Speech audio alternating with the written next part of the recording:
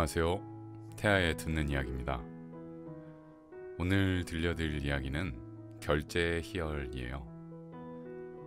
프로 쇼핑러인 작가님은 10년이 넘는 시간을 백화점에서 일하며 쇼핑의 희노애락을 알게 되었다고 합니다. 시대가 빠르게 변하면서 쇼핑도 소확행의 일종으로 즐기는 사람들이 많아지고 있는 것 같은데요. 과연 작가님의 쇼핑은 성공일까 실패일까요? 책 읽는 것을 허락해주신 출판사에 감사드리고요. 이번 이야기도 재미있게 들어주세요. 계속 저의 이야기를 듣고 싶으시다면 구독과 좋아요 부탁드릴게요. 낭독 시작합니다. 결제의 희열. 한재동 지음, 출판사 눌와.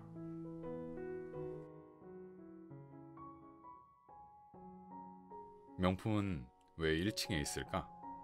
백화점 공간 배치의 비밀. 우리나라 사람들은 3대 족발, 4대 협주곡 같은 식의 옌데 땡땡땡이라는 이야기를 좋아하는 것 같다. 그래서 사람들이 백화점에 관한 이야기를 듣고 싶어 할 때 내가 해주는 이야기는 바로 백화점 3대 명품 이야기다. 3대 명품은 샤넬, 누이비통, 에르메스를 말하는데 사람마다 뒤에 구찌와 프라다를 넣거나 티파니, 불가리 등 주얼리 브랜드를 끼워 넣어 5대 명품이라고 하기도 한다. 저 순서는 매출에 따른 줄 세우기는 아니고 대중의 선호도를 반영한 것 같다. 이런 명품들은 모두 1층에 위치한다. 백화점을 만든다고 상상해보자. 백화점을 만들려는 사람들은 명품 브랜드 측에 입점해달라고 요청할 것이다. 그리고 유치하고 싶은 브랜드에게 좋은 자리를 우선으로 배정할 것이다. 그곳이 바로 현재 백화점에서 명품 브랜드들이 자리 잡고 있는 위치다. 심지어 최상급 명품 브랜드들은 백화점도 지점마다 가려서 들어간다. 모든 백화점에 3대 명품 브랜드가 들어가 있지 않은 이유가 그것이다. 백화점은 보통 상권이 좋고 유동인구가 많은 곳에 있지만 최상급 명품 브랜드들은 그 중에서도 가장 고급 상권에 들어가길 원한다. 백화점끼리의 경쟁력은 여기서 차이가 난다. 이런 명품 브랜드들은 매출 기여도가 크기 때문에 백화점도 의뢰 입장으로 협상한다. 사람들은 보통 백화점이 갑이라고 하지만 그 위에 갑 중에 갑이 있는 셈이다. 이렇게 명품들이 백화점에서 가장 모기 좋은 1층 자리를 차지하고 나면 그 다음은 화장품과 주얼리가 채운다. 물론 백화점 매출에 도움이 되는 순서다. 그래서 층별 구성은 모든 백화점이 비슷하다. 1, 2층에 명품, 화장품, 주얼리를 지나면 3층부터는 여성 의류, 그 다음이 영패션, 남성 의류, 아웃도어와 스포츠 의류 순이다. 의류 카테고리가 끝나면 가전, 식기 등 가정용품이 나오고 거의 옥상쯤에 식당가나 문화센터가 있다. 위로 올라갈수록 방문 목적이 명확한 곳들이 배치된다. 고객들이 와야 할 목적이 뚜렷한 것들을 최대한 높은 곳에 위치시켜 오는 길에 다양한 상품들을 보고 사기를 바라는 것이다. 그래서 위로 올라가는 에스컬레이터 주변도 업체들이 선호하는 자리다. 여기서 예외가 되는 건 식품 코너다. 식품 코너는 대부분 지하 1층에 위치한다. 지하철로 연결되는 경우 가장 많은 유동인구가 유입되어 퇴근길 고객을 잡을 수도 있고 냉장 및 유통시설을 가장 효율적으로 활용할 수 있을 뿐만 아니라 음식 냄새 등이 지상층에 퍼지지 않는 점 등의 이유가 있다. 이렇게 백화점의 공간 배치에는 1원이라도 더 매출을 올리려는 치밀한 계산이 있다. 그렇다면 백화점에서 파는 것 중 가장 비싼 것은 어디에 있을까? 바로 2층이다. 백화점의 영업이 종료되고 불이 꺼지면 직원들은 전시된 물품을 그대로 두고 퇴근한다. 가전제품이나 가구처럼 부피가 커서 도난 위험이 없는 것들은 물론 비싼 의류 잡화 등도 백화점의 보안 시스템을 믿고 놔두고 간다. 그러나 명품 시계와 주얼리 매장은 다르다. 백화점 내부에서도 따로 매장 셔터를 내린다. 그만큼 상품의 단가가 높다. 명품 시계나 주얼리의 경우 하나에 1억 원이 넘는 경우도 있기 때문이다. 문 닫은 백화점에 처음으로 혼자 나왔을 때의 기분은 이랬다. 야, 신난다. 사람이 북적북적하던 곳에 혼자 남아 화려한 물건들에 둘러싸여 있다니. 내 것도 아니지만 신나서 매장을 막 뛰어다녔던 기억도 있다. 하지만 그런 기분을 누린 건 첫날뿐이었다. 폐점 후에 백화점은 행사 준비를 위해 집기와 상품을 옮기고 인테리어를 바꾸고 본격적인 청소를 시작하는 노동의 현장이기 때문이다. 그래서일까? 쇼핑을 좋아한다고 하면 선배들은 늘 일은 재미있냐라고 물어보았다. 취미가 일이 되니 어떠냐는 뉘앙스도 있고 백화점 일 빡세지라는 자조의 의미가 담겨있기도 했다. 그때는 열심히 하는 직원처럼 보이고 싶어 재밌고 좋다고 했는데 이제는 속 시원히 마음의 소리를 들려주고 싶다. 먹고 살려고 하는 일이 마냥 재밌겠어요? 예비 신랑의 센스를 알아보자. 명절 선물. 명절이 다가올 때마다 긴장하는 사람들이 있다. 바로 백화점 식품 담당자들이다. 1년에 2번 있는 명절 선물 세트 구성을 위해 3개월 동안 치열하게 준비한다. 한우, 굴비, 과일 등 선물 세트는 그렇게 태어난다. 평소에는 그러려니 하고 보던 풍경이었는데 결혼을 앞두고 처가댁에 인사를 가게 되자 내게도 발등에 떨어진 물이 되었다. 사실 명절이라고 해서 누군가에게 선물하고 인사를 간 적은 거의 없다. 선물을 주고받는 경우도 드물었고 은사나 친척에게 선물을 보내는 싹싹함도 없었기 때문이다. 아마 예비 사위로 처가댁에 인사 가면서 처음 명절 선물을 사지 않았나 싶다. 장담하건대 나뿐만 아니라 예비 사위들에게는 가장 큰 고민거리일 것이다. 나는 장가를 늦게 간 편이라 주변에 잔소리꾼이 많았다. 처가댁에 가져갈 명절 선물을 고민하는 예비 신랑이 귀엽다며 다들 경험담을 말해주었다. 상상 이상의 내용이었다. 그들에 따르면 명절 선물, 특히나 처음으로 인사를 갈 때의 명절 선물은 많은 것을 고려해야 했다. 내가 너무 결혼을 만만히 본 것일까? 라는 두려움이 들 정도였다. 회사 선배들의 경험을 토대로 예비 사위의 명절 선물 구입 팁을 4가지 포인트로 정리해봤다. 첫째, 장인어른과 장모님 중 누구에게 맞춰야 하는지 결정해야 한다. 두 분이 중립적이라면 무엇을 사가도 무리가 없다. 그러나 점수를 잃을 선물이면 곤란해진다. 예를 들면 분위기 메이커인 장모님이 단 것을 싫어하는데 화과자를 사간다든지 장인어른이 해산물을 좋아하는데 한과를 사간다든지 하는 경우다. 사위가 사가는 선물은 명절의 화제거리가 되기 때문에 처가댁에 있는 내내 곤란해질 수 있다. 둘째, 절대 모험을 하지 말고 무난한 것을 선택해라. 매년 명절이면 그간 보지 못했던 선물 세트, 트렌드를 쫓는 상품들이 출시된다. 모든 유통업체에서는 가장 비싼 것과 더불어 신상 선물 세트를 프로모션으로 밀어준다. 센스 있는 예비 신랑이 되고 싶은 욕심에 이런 선물을 선택하는 경우가 종종 있는데 말리고 싶다. 성공 가능성이 높지 않기 때문이다. 그런 선물은 사위에게 받았다고 남에게 자랑하기도 어렵다. 설명하기 어렵기 때문이다. 100점 사위가 되고 싶은 욕심은 칭찬받아 마땅하지만 명절 선물을 선택할 때는 참자. 트렌디하고 신기한 선물보다는 스테디셀러가 훨씬 낫다. 셋째, 결혼식이 멀었다면 굳이 집에서 뵙지 않아도 된다. 상견례 전이거나 다른 이유로 굳이 집에서 뵙지 않아도 된다면 식당에서 캐주얼한 식사를 추천한다. 어차피 한식을 잔뜩 먹는 명절인데 반드시 한정식 집을 고집할 필요도 없다.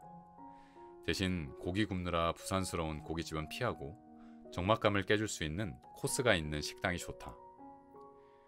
이렇게 외식을 하게 되면 제철 과일 혹은 식사 후 드실 수 있는 디저트 등을 택하는 것도 방법이다. 나중에 들은 후일담이지만 찾아가는 예비 사위도 부담스럽지만 맞이하는 처가댁 식구들도 상당히 고민했다고 한다. 오히려 가볍게 끝내는 게 서로에게 좋을 수 있다. 넷째, 먹는 선물은 무조건 중간은 한다. 만약 물건으로 샀는데 처가댁에서 마음에 안 들거나 같은 것이 있거나 쓰기 어려운 상황이면 곤란해진다. 아직 서로를 잘 모르는 상태여서 필요한 물건을 딱 맞춰 선물하기도 어렵고 사위가 선물로 가져온 건데 버리거나 팔 수도 없어 오히려 애물단지가 된다는 것이다. 선배들의 조언에 따라 식품 MD에게 명절 선물 추천을 받기로 했다. 그는 6개의 후보를 제시했다.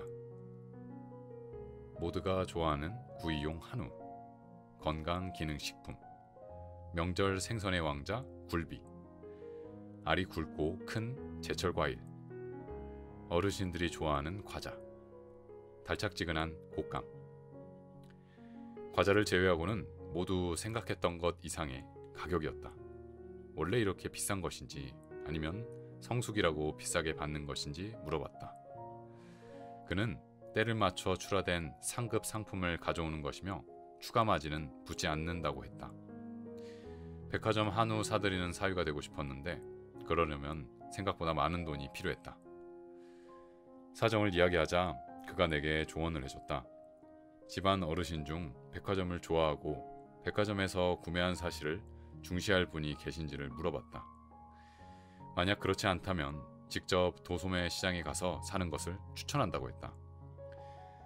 백화점에서 한우를 구매해 백화점 로고가 새겨진 선물 가방에 담아드리는 것도 좋지만 발품을 팔아 질이 좋은 고기를 사서 보자기를 싸도 품격이 있어 보인다는 것이었다. 도자기는 보통 판매상이 가지고 있고 정 안되면 인터넷에서 저렴하게 살 수 있다. 공단 보자기라고 검색하면 다양한 색의 보자기가 검색된다. 결국 나는 황금색 공단 보자기로 단단히 묶은 한우를 한 손에 들고 긴장되는 마음으로 초인종을 눌렀다. 미리 한우를 사간다고 자랑한 덕에 처가댁에서는 고기 불판까지 갖춰놓고 나를 맞아주셨다. 한우는 순식간에 사라졌지만 칭찬은 이어졌다. 그리고 사실 내가 제일 많이 먹었다. 사위 왔다고 고기를 굽는 대로 먹여주셨기 때문이다. 존버한다고 다 뉴트로가 되는 건 아니다. 청재킷. 10년이면 강산도 변한다는데 그 정도면 유행도 한 번쯤 돌아오지 않을까? 요즘 자주 보이는 말이 뉴트로다. 새로움과 복고풍을 합친 신조어로 트렌드 키워드에 선정되었을 만큼 유행인데 옛것을 그대로 가져오는 게 아니라 현대에 맞춰 재해석한다는 점에서 복고풍과는 차이가 있다. 곧 중년인 나의 삶을 돌아보면 유행이 돌고 도는 현상을 몇 번은 경험한 것 같다. 그 중에서도 청재킷에 엮인 슬픈 이야기를 해보려 한다. 때는 한국이 월드컵에서 단 한 번도 이겨오지 못했던 시절이었다. 인기 있는 브랜드를 가지고 싶은 열망에 빈티지 가게에서 바다 건너온 유명 브랜드의 청재킷을 샀다. 사실 당시에도 청재킷은 인기 아이템은 아니었다. 그래서 유명 브랜드여도 싸게 구할 수 있었던 것이다. 아무튼 유행 지난 청재킷을 사고 난 뒤 우리나라는 월드컵 4강에 진출했고 세상은 천지개벽을 해 스마트폰의 시대가 되었다. 그제야 거리에 청재킷을 입고 다니는 사람들이 하나둘씩 보이기 시작했다. 역시 유행은 돌아오는 것인가? 존버를 하고 나니 옛날에 샀던 청재킷이 유행하는 패션 아이템이 되고 말았다. 그러나 내가 청재킷을 입고 돌아다닐 일은 없었다. 분명 같은 청재킷인데도 요즘 유행하는 청재킷과 십수년 전 샀던 청재킷은 디자인이 미묘하게 달랐다. 유행하는 것만 입는 트렌드 세터는 아니지만 내가 가지고 있는 촌스러운 청재킷은 입을 수가 없었다. 기다린 시간이 아깝지만 나의 청재킷은 결국 의류 수거함으로 향할 수밖에 없었다. 오래된 물건이라고 모두 뉴트로가 되는 것은 아니다. 지금 가장 자주 쓰고 있는 물건도 뉴트로 제품이라고 할 수 있겠다. 바로 키보드다. 점점 작아지는 노트북 키보드가 불편해 블루투스가 되는 키보드를 따로 구매하려고 했는데 타자기처럼 생긴 뉴트로 키보드가 귀여워 장만했다. 문제는 정말 타자기 같은 강렬한 터치음이 난다는 것이다. 매일 주변 동료들에게 민폐를 끼치고 있다. 인터넷에 찾아보니 다양한 뉴트로 키보드 제품이 있었는데 LED로 빛까지 나오는 제품도 있다. 이걸 뉴트로라고 해야 할지 뉴테크라고 해야 할지 모르겠다. 사무실에서 쓴다면 일하는 티 팍팍 내며 화려하게 일할 수는 있겠다. 또 하나 눈독을 들이고 있는 뉴트로 제품은 LP 음반이다. 사실 LP 음반이야말로 가장 레트로라는 말이 잘 어울리고 그 감성을 잘 살린 아이템이라고 생각한다. 텔레비전에서 연예인 집을 소개할 때 LP 음반으로 가득한 방이 나오기도 하고 백화점에서는 턴테이블을 팔기 시작했다. 이런 유행을 꿰뚫고 있는 아티스트들은 신규 앨범을 한정판 LP 음반으로 발매하기도 한다. 문제는 가격이다. 예전에 동묘 시장에서 싸게 구할 수 있었던 LP 음반을 생각하면 오산이다. 턴테이블의 가격도 웬만한 음향기기보다 비쌀 뿐더러 LP 음반의 자체 가격도 CD 이상이다. 기술은 예전 그대로일 텐데 왜 가격은 비싸졌을까? 결국 뉴트로는 비싸게 팔기 위한 마케팅인 걸까? 심지어 소주도 뉴트로가 잘 팔리는 세상이 되었는데 사실 소주도 포장만 복고풍이지 도수는 낮아져 속은 더 트렌디해졌다. 결국 유행은 돌아오긴 해도 약간씩 달라져서 돌아온다. 그래야 사람들이 새 옷과 새 물건을 사기 때문이 아닐까? 그리고 이게 바로 10년 넘게 보관한 끝에 유행이 돌아온 나의 청재킷을 입을 수 없었던 이유다.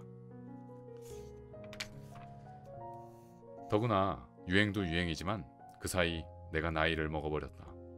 유행이고 뭐고 그때 입고 싶었던 옷은 그냥 입을 걸 그랬다.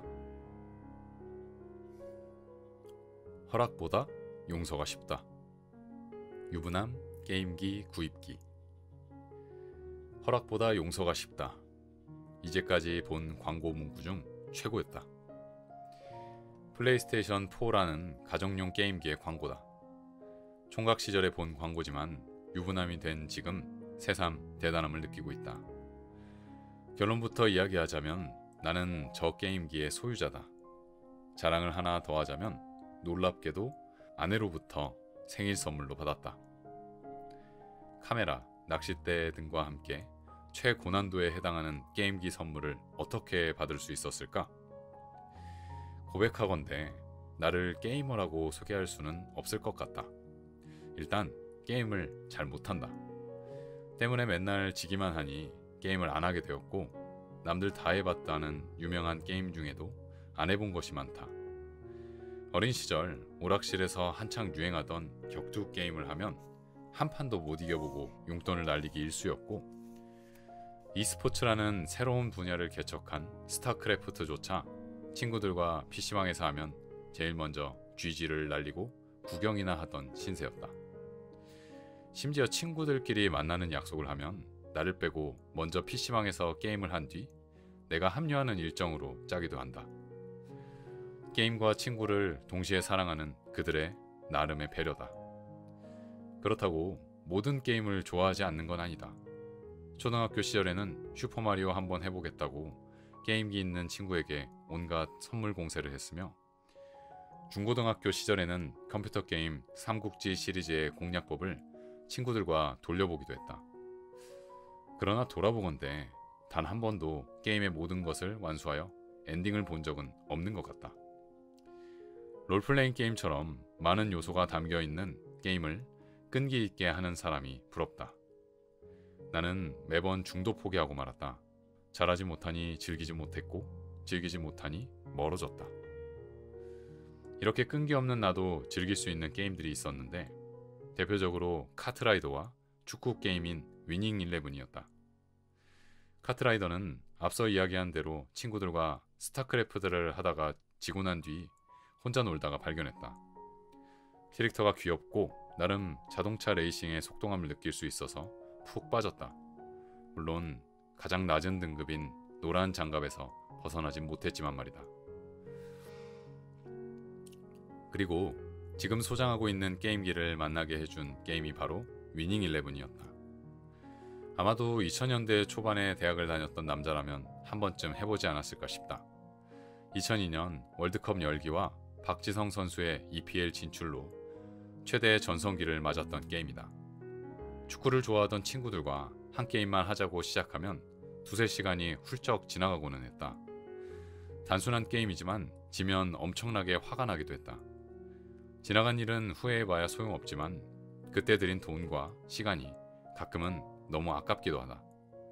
하지만 다시 돌아간다고 해도 그대로 하지 않을까 싶다. 그 시간만큼은 정말 즐거웠기 때문에. 축구 게임을 더 잘하고 싶어 게임기를 사서 집에서 연습할 생각까지 했다. 하지만 대학생이 사기에는 너무 비쌌고 그때부터 게임기는 내 마음속 장바구니에 저장되었다. 장바구니 깊이 저장되어 있던 게임기를 꺼낸 계기는 다름 아닌 결혼이었다. 인터넷에서 혼수 마련할 때 게임기까지 한꺼번에 구매하라는 경험담을 받기 때문이다. 게임기를 산다면 대학 시절 축구 게임의 동반자였던 플레이스테이션을 사고 싶었다. 플레이스테이션은 축구 게임 외에도 많은 타이틀을 보유하고 있었다. 격투 게임을 비롯해 다양한 롤플레잉 게임 등이 있었지만 저스트 댄스라는 댄스 게임이 눈에 확 들어왔다. 이걸로 다이어트도 할 수 있겠는걸? 아내에게 부부가 함께 게임을 하는 청사진을 그려주었다. 귀여운 그래픽의 롤플레잉 게임, 뚱뚱보 공주 구출 대작전, 한 번쯤 해보았을 뿌요뿌요와 테트리스, 다이어트를 위한 저스트 댄스 등 아내도 쉽게 따라할 수 있을 게임들을 유튜브로 보여주었다. 그리고 프로모션 중인 지금 사야 싸게 구매할 수 있다는 것도 슬쩍 언급했다. 생각보다 일이 쉽게 풀렸다. 지인이 남편에게 사준 게임기를 남편이 잘 안 해서 싸게 팔겠다고 한 것이다. 거의 새 제품인데 가격은 반값이었다.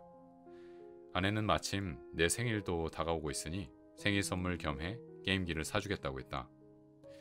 나도 지인의 남편처럼 되지 않을까 하는 걱정은 뒤로 하고 기쁜 마음으로 받기로 했다.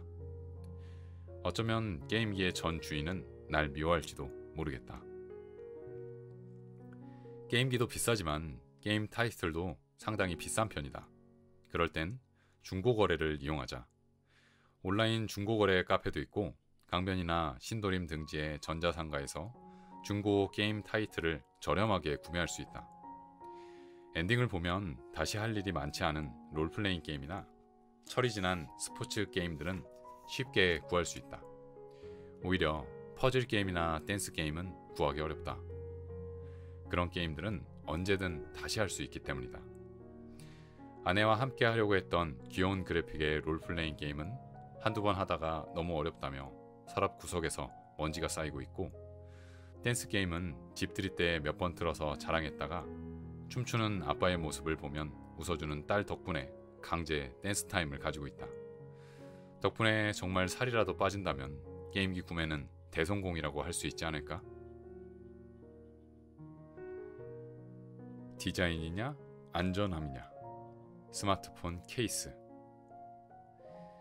나에게는 두 개의 심장이 있다. 하나는 가슴 속에 있고 하나는 손에 들고 다닌다. 두 번째 심장, 바로 비싼 돈 주고 산 스마트폰이다. 상처라도 날까봐 소중하게 쥐고 다닌다. 하지만 아무리 소중하게 들고 다닌들 사람은 실수하기 마련이다. 심지어 덜렁대는 성격이라 몇 번은 떨어뜨린 것 같다. 스마트폰을 놓치면 순간 가슴이 철렁한다. 흠집이 나는 정도면 괜찮지만 화면에 금이라도 간다면 찰나의 실수로 지불해야 할 대가가 너무 커서 아찔하다. 다행히도 아직 스마트폰에는 큰 상처가 없다. 주인의 실수를 막아주는 든든한 케이스 덕분이다. 돌이켜보면 휴대전화에 케이스를 씌운다는 것 자체가 그리 오래된 일이 아니다. 내 생애 첫 휴대전화는 안테나가 달린 PCS 폰이었다. 그 시절 휴대전화 케이스는 필요 없는 물건이었다.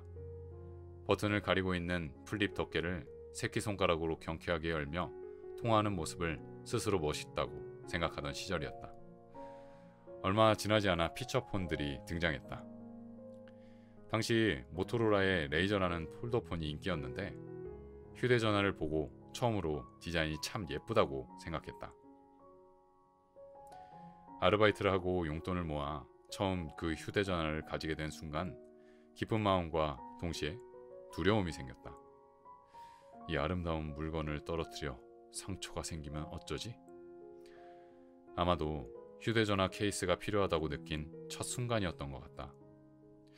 아이러니하게도 휴대전화의 디자인이 발전하자 그 디자인을 가릴 수밖에 없는 케이스를 씌우게 된 것이다.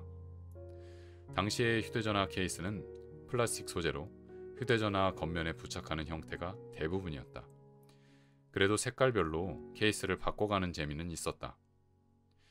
아이폰의 등장으로 스마트폰 시대가 열리면서 케이스 시장 또한 급성장했다. 아이폰 국내 첫 출시가 2009년 말이니 스마트폰 케이스의 시대는 10년 정도 된 셈이다. 처음에는 스마트폰 케이스의 덕목은 오직 기기 보호였다. 피처폰과 달리 스마트폰은 액정이 크고 외부에 노출되어 있어 파손되기 쉽기 때문이었다. 새로운 스마트폰을 사자마자 떨어뜨려 액정이 깨졌는데 거의 새 기기를 사도 될 만큼의 수리 비용이 나왔다는 안타까운 사연이 들리기도 했다. 나 또한 당시 처음으로 큼지막한 화면을 가진 스마트폰을 사자마자 화면에는 필름을 부착했다. 그리고 스마트폰을 한층 더 크고 두껍게 만들어주는 케이스를 씌웠다. 아름다운 스마트폰의 모습은 가끔 집에서 케이스를 벗길 때 혼자 감상할 뿐이었다. 하지만 두꺼운 케이스가 원망스럽기는커녕 늘 감사했다. 손에서 기름이라도 나는지 스마트폰을 떨어뜨린 적이 많았기 때문이다. 덩치가 크고 험상궂은 케이스 덕에 나의 첫 스마트폰은 작은 흉터 하나 없는 백옥 피부로 여생을 마치고 좋은 가격의 중고로 판매될 수 있었다. 기기 보호 기능에 만족한 사람들은 점점 더 많은 기능을 원하기 시작한다. 그중 하나가 수납력이다. 교통카드나 신용카드 등을 담을 수 있는 케이스들이 나오기 시작했다. 아예 지갑을 대신할 수 있는 디자인의 케이스들도 있다. 장지갑처럼 한 면에는 스마트폰, 다른 면에는 카드나 현금 등을 수납할 수 있는 디자인인데 현재 어머니와 장모님 모두 이런 케이스를 사용하고 계신다. 특정할 수는 없겠으나 중장년 여성층의 구매 욕구를 정확히 만족시키는 상품인 것 같다. 다만 나는 어느 순간부터 지갑을 들고 다니지 않게 되었다. 어차피 카드는 스마트폰이 제공하는 핀테크를 사용하면 되고 교통카드 기능도 마찬가지다. 그나마 마지막 보루였던 신분증마저 얼마 전 정부의 정책으로 스마트폰 인증이 가능해졌다. 그러다 보니 지갑을 들고 다닐 이유가 없어졌다. 패션 아이템으로 지갑을 구매하는 행위가 스마트폰 케이스를 구매하는 것으로 대체되었다. 이런 트렌드에 명품 브랜드들도 스마트폰 케이스를 출시하고 있다. 3D 프린터 기술의 발전으로 스마트폰 케이스 제작이 쉬워지면서 소규모 업체나 개인 디자이너들도 다양한 디자인의 케이스를 출시하고 있다. 형태와 소재도 다양해지고 있다. 핸드백처럼 어깨에 걸 수 있게 스트랩이 달린 케이스부터 우주선 소재로 만든 케이스까지 등장했다. 아침에 출근할 때 챙기는 물건들이 10년 만에 확 바뀌었다. 10년 전에 챙기는 것들이 휴대전화, mp3, 유선 이어폰, 지갑까지 4가지였다면 지금은 스마트폰, 무선 이어폰 2개뿐이다. 스마트폰이 지갑과 mp3를 대체해버렸다. 하루하루의 변화는 잘 모르겠는데 이렇게 보니 세상 참 많이 바뀐 것 같다.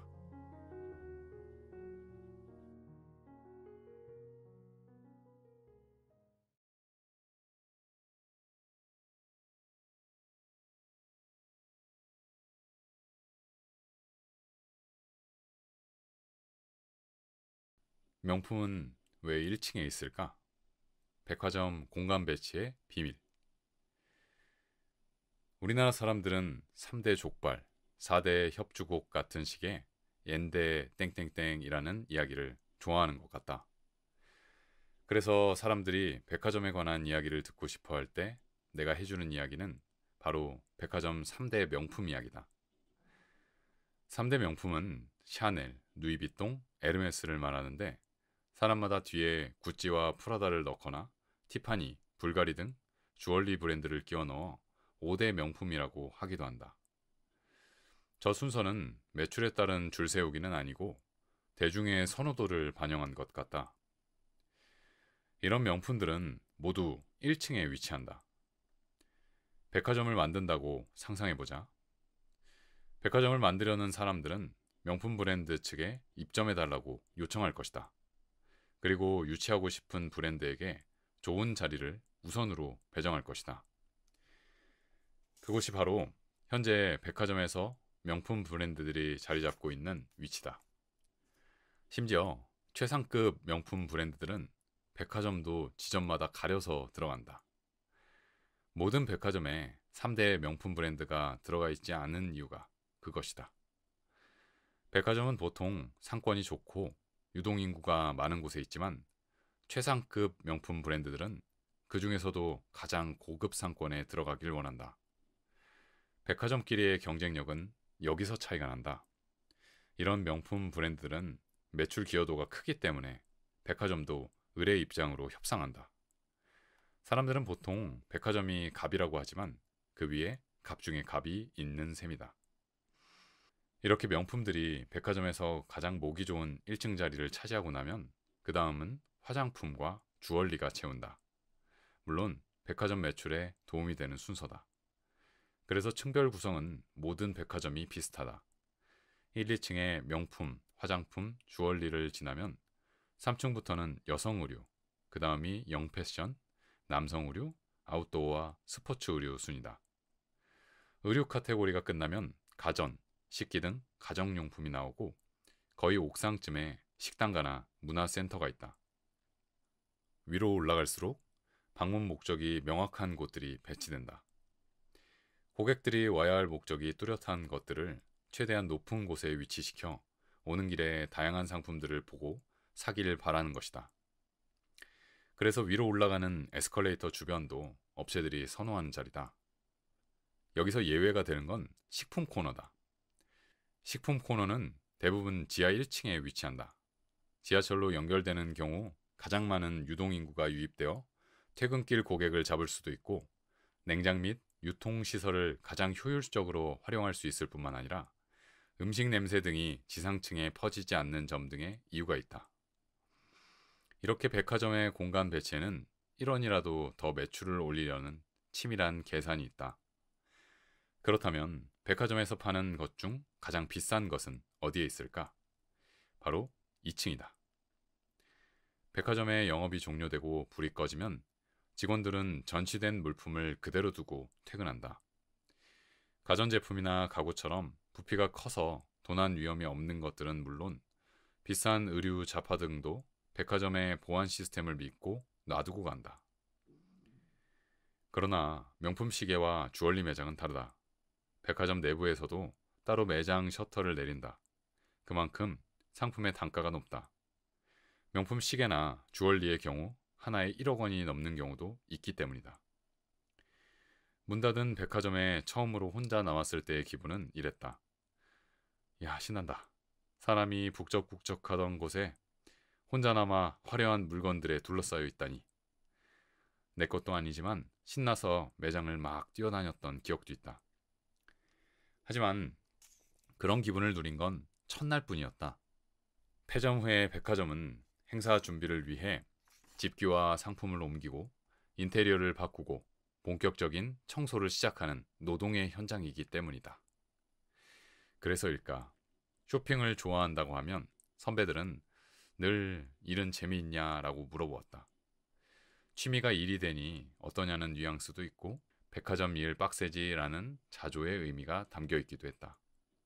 그때는 열심히 하는 직원처럼 보이고 싶어 재밌고 좋다고 했는데 이제는 속 시원히 마음의 소리를 들려주고 싶다. 먹고 살려고 하는 일이 마냥 재밌겠어요? 예비 신랑의 센스를 알아보자. 명절 선물. 명절이 다가올 때마다 긴장하는 사람들이 있다. 바로 백화점 식품 담당자들이다. 1년에 2번 있는 명절 선물 세트 구성을 위해 3개월 동안 치열하게 준비한다. 한우, 굴비, 과일 등 선물 세트는 그렇게 태어난다. 평소에는 그러려니 하고 보던 풍경이었는데 결혼을 앞두고 처가댁에 인사를 가게 되자 내게도 발등에 떨어진 불이 되었다. 사실 명절이라고 해서 누군가에게 선물하고 인사를 간 적은 거의 없다. 선물을 주고받는 경우도 드물었고 은사나 친척에게 선물을 보내는 싹싹함도 없었기 때문이다. 아마 예비 사위로 처가댁에 인사 가면서 처음 명절 선물을 사지 않았나 싶다. 장담하건대 나뿐만 아니라 예비 사위들에게는 가장 큰 고민거리일 것이다. 나는 장가를 늦게 간 편이라 주변에 잔소리꾼이 많았다. 처가댁에 가져갈 명절 선물을 고민하는 예비 신랑의 귀엽다며 다들 경험담을 말해주었다. 상상 이상의 내용이었다. 그들에 따르면 명절 선물, 특히나 처음으로 인사를 갈 때의 명절 선물은 많은 것을 고려해야 했다. 내가 너무 결혼을 만만히 본 것일까라는 두려움이 들 정도였다. 회사 선배들의 경험을 토대로 예비 사위의 명절 선물 구입 팁을 4가지 포인트로 정리해봤다.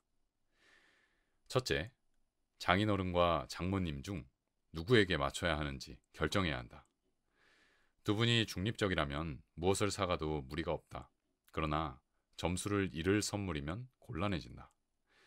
예를 들면 분위기 메이커인 장모님이 단 것을 싫어하는데 화과자를 사간다든지, 장인어른이 해산물을 좋아하는데 한과를 사간다든지 하는 경우다. 사위가 사가는 선물은 명절에 화제거리가 되기 때문에 처가댁에 있는 내내 곤란해질 수 있다. 둘째, 절대 모험을 하지 말고 무난한 것을 선택해라. 매년 명절이면 그간 보지 못했던 선물 세트, 트렌드를 쫓는 상품들이 출시된다. 모든 유통업체에서는 가장 비싼 것과 더불어 신상 선물 세트를 프로모션으로 밀어준다. 센스 있는 예비 신랑이 되고 싶은 욕심에 이런 선물을 선택하는 경우가 종종 있는데 말리고 싶다. 성공 가능성이 높지 않기 때문이다. 그런 선물은 사위에게 받았다고 남에게 자랑하기도 어렵다. 설명하기 어렵기 때문이다. 100점 사위가 되고 싶은 욕심은 칭찬받아 마땅하지만 명절 선물을 선택할 때는 참자. 트렌디하고 신기한 선물보다는 스테디셀러가 훨씬 낫다. 셋째, 결혼식이 멀었다면 굳이 집에서 뵙지 않아도 된다. 상견례 전이거나 다른 이유로 굳이 집에서 뵙지 않아도 된다면 식당에서 캐주얼한 식사를 추천한다. 어차피 한식을 잔뜩 먹는 명절인데 반드시 한정식 집을 고집할 필요도 없다. 대신 고기 굽느라 부산스러운 고깃집은 피하고 적막감을 깨줄 수 있는 코스가 있는 식당이 좋다. 이렇게 외식을 하게 되면 제철 과일 혹은 식사 후 드실 수 있는 디저트 등을 택하는 것도 방법이다. 나중에 들은 후일담이지만 찾아가는 예비 사위도 부담스럽지만 맞이하는 처가댁 식구들도 상당히 고민했다고 한다. 오히려 가볍게 끝내는 게 서로에게 좋을 수 있다. 넷째, 먹는 선물은 무조건 중간은 한다. 만약 물건으로 샀는데 처가댁에서 마음에 안 들거나 같은 것이 있거나 쓰기 어려운 상황이면 곤란해진다. 아직 서로를 잘 모르는 상태여서 필요한 물건을 딱 맞춰 선물하기도 어렵고 사위가 선물로 가져온 건데 버리거나 팔 수도 없어 오히려 애물단지가 된다는 것이다. 선배들의 조언에 따라 식품 MD에게 명절 선물 추천을 받기로 했다. 그는 6개의 후보를 제시했다. 모두가 좋아하는 구이용 한우, 건강기능식품, 명절 생선의 왕자 굴비, 알이 굵고 큰 제철 과일, 어르신들이 좋아하는 과자, 달짝지근한 곶감.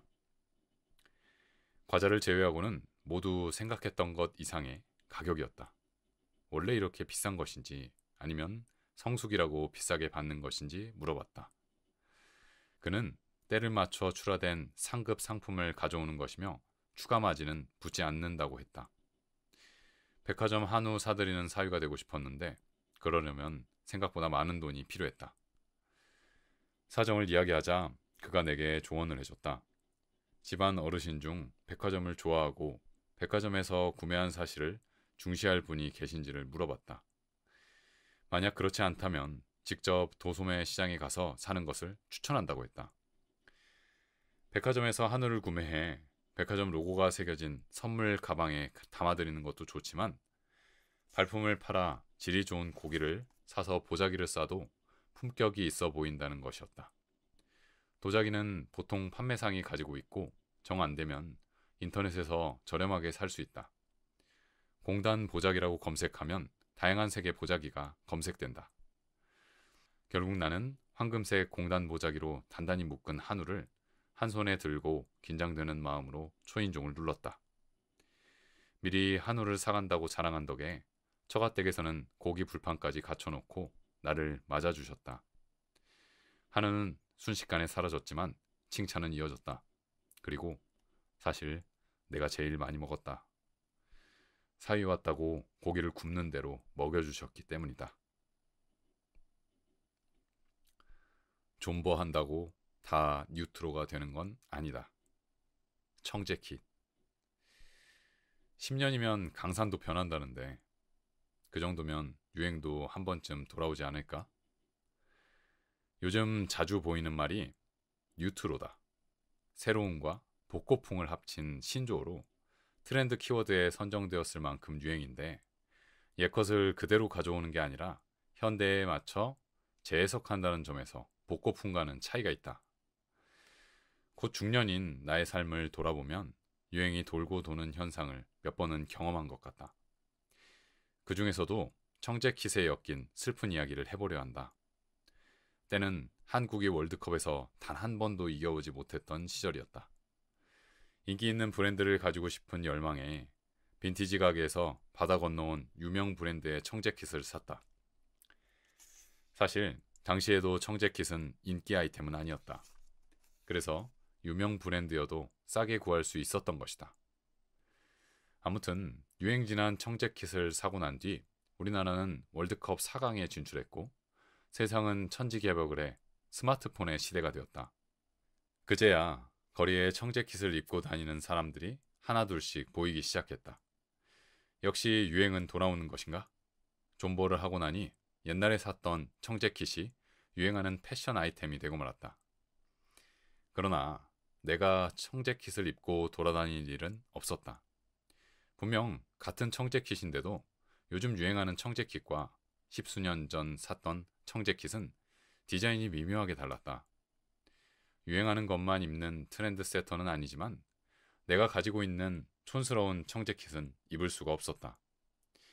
기다린 시간이 아깝지만 나의 청재킷은 결국 의류 수거함으로 향할 수밖에 없었다. 오래된 물건이라고 모두 뉴트로가 되는 것은 아니다. 지금 가장 자주 쓰고 있는 물건도 뉴트로 제품이라고 할 수 있겠다. 바로 키보드다. 점점 작아지는 노트북 키보드가 불편해 블루투스가 되는 키보드를 따로 구매하려고 했는데 타자기처럼 생긴 뉴트로 키보드가 귀여워 장만했다.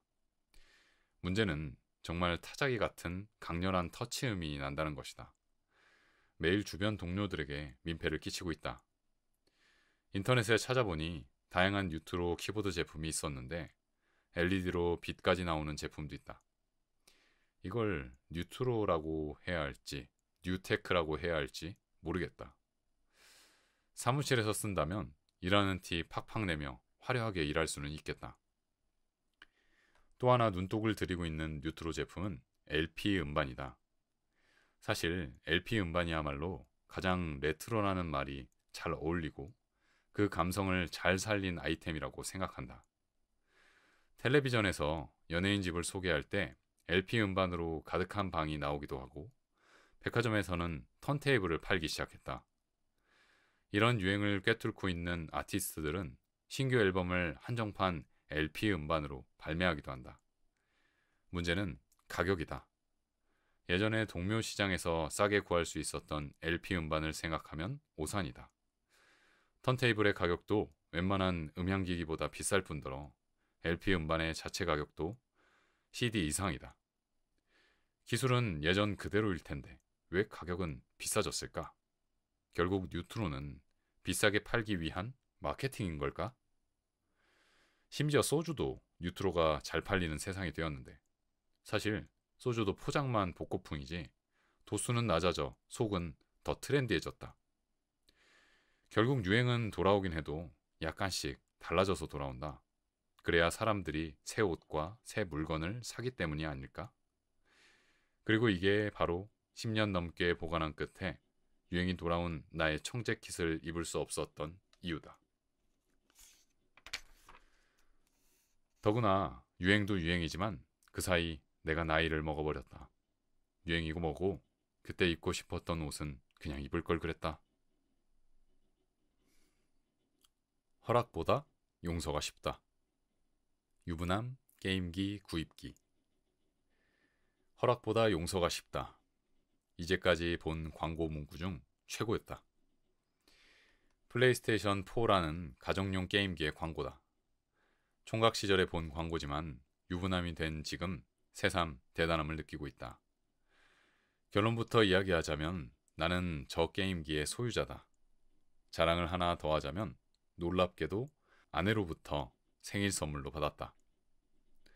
카메라, 낚싯대 등과 함께 최고난도에 해당하는 게임기 선물을 어떻게 받을 수 있었을까? 고백하건대 나를 게이머라고 소개할 수는 없을 것 같다. 일단 게임을 잘 못한다. 때문에 맨날 지기만 하니 게임을 안 하게 되었고 남들 다 해봤다는 유명한 게임 중에도 안 해본 것이 많다. 어린 시절 오락실에서 한창 유행하던 격투 게임을 하면 한 판도 못 이겨보고 용돈을 날리기 일쑤였고 e스포츠라는 새로운 분야를 개척한 스타크래프트조차 친구들과 PC방에서 하면 제일 먼저 GG를 날리고 구경이나 하던 신세였다.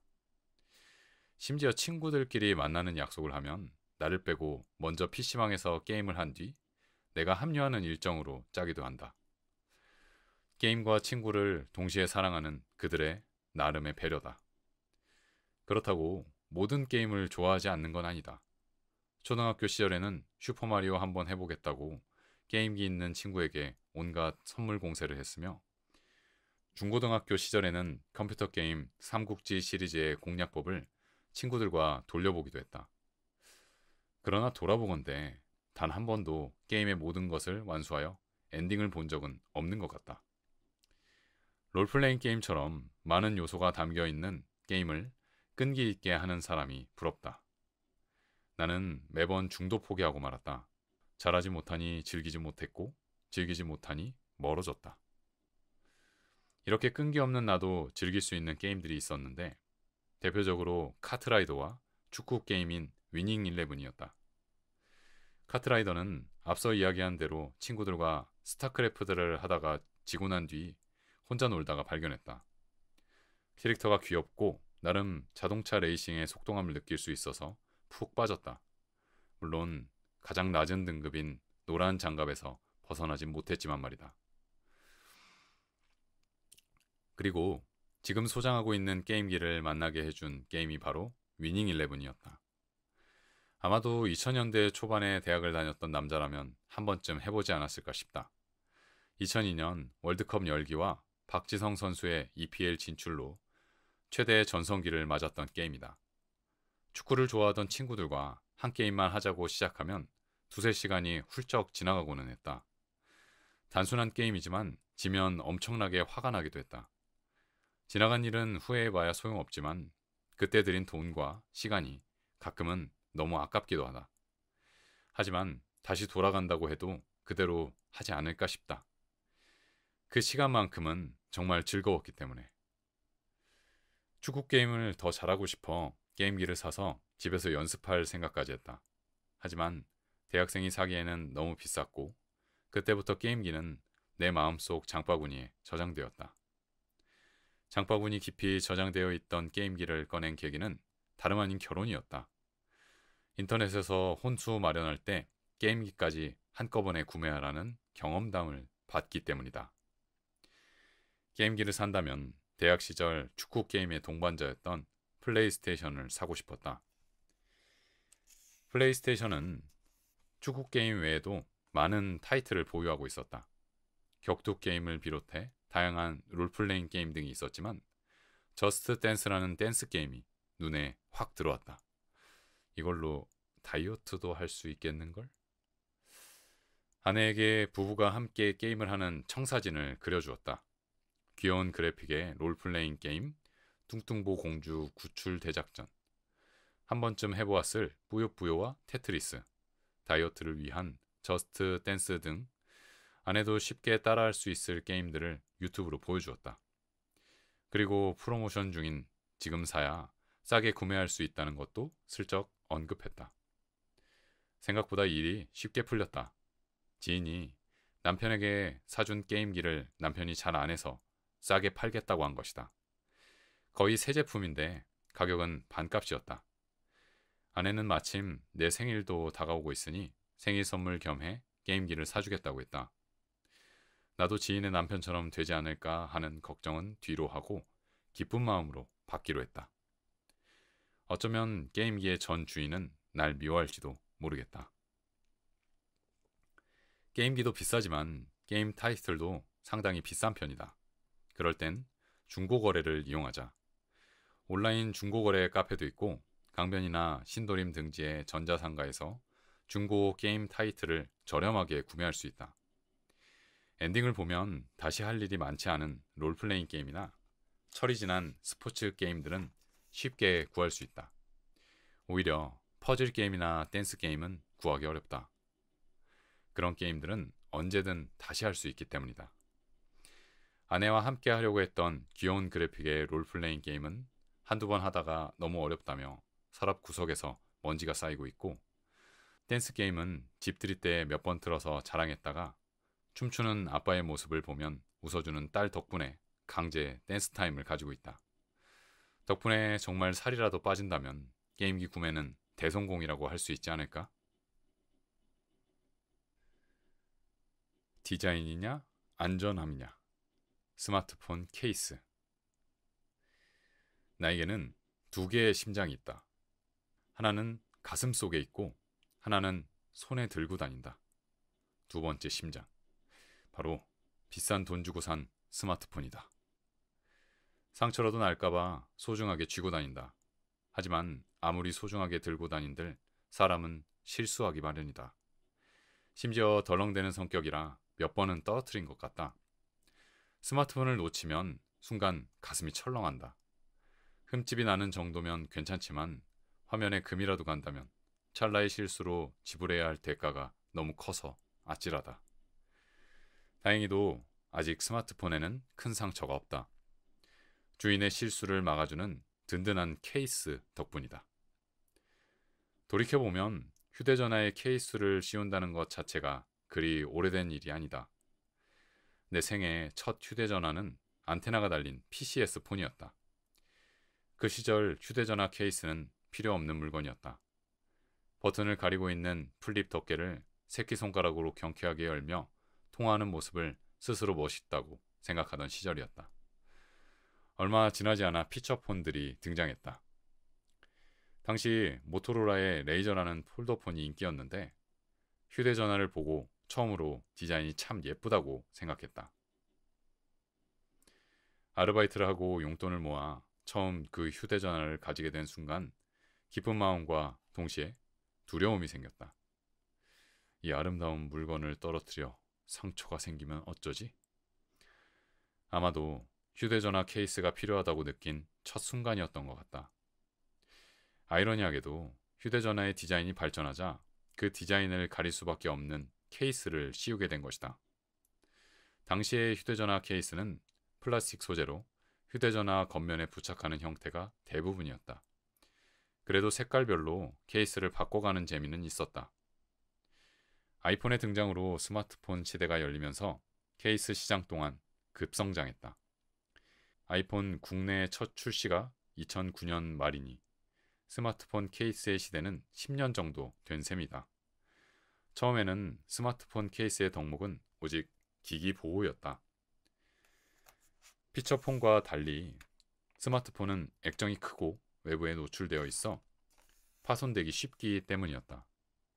새로운 스마트폰을 사자마자 떨어뜨려 액정이 깨졌는데 거의 새 기기를 사도 될 만큼의 수리 비용이 나왔다는 안타까운 사연이 들리기도 했다. 나 또한 당시 처음으로 큼지막한 화면을 가진 스마트폰을 사자마자 화면에는 필름을 부착했다. 그리고 스마트폰을 한층 더 크고 두껍게 만들어주는 케이스를 씌웠다. 아름다운 스마트폰의 모습은 가끔 집에서 케이스를 벗길 때 혼자 감상할 뿐이었다. 하지만 두꺼운 케이스가 원망스럽기는커녕 늘 감사했다. 손에서 기름이라도 나는지 스마트폰을 떨어뜨린 적이 많았기 때문이다. 덩치가 크고 험상궂은 케이스 덕에 나의 첫 스마트폰은 작은 흉터 하나 없는 백옥 피부로 여생을 마치고 좋은 가격에 중고로 판매될 수 있었다. 기기 보호 기능에 만족한 사람들은 점점 더 많은 기능을 원하기 시작한다. 그중 하나가 수납력이다. 교통카드나 신용카드 등을 담을 수 있는 케이스들이 나오기 시작했다. 아예 지갑을 대신할 수 있는 디자인의 케이스들도 있다.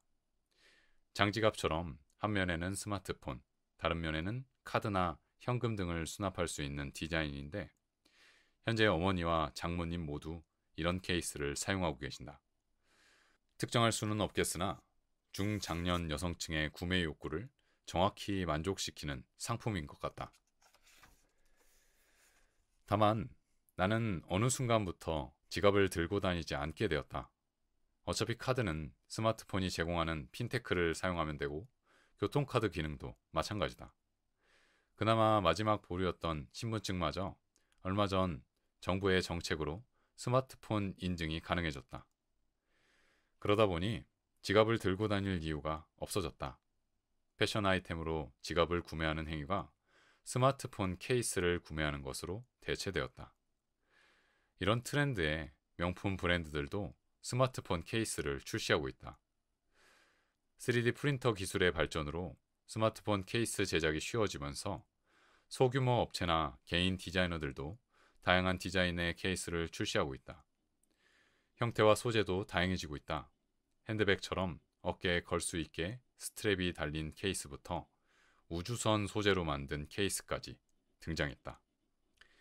아침에 출근할 때 챙기는 물건들이 10년 만에 확 바뀌었다. 10년 전에 챙기는 것들이 휴대전화, mp3, 유선 이어폰, 지갑까지 4가지였다면 지금은 스마트폰, 무선 이어폰 2개뿐이다.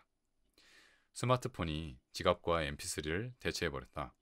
하루하루의 변화는 잘 모르겠는데 이렇게 보니 세상 참 많이 바뀐 것 같다.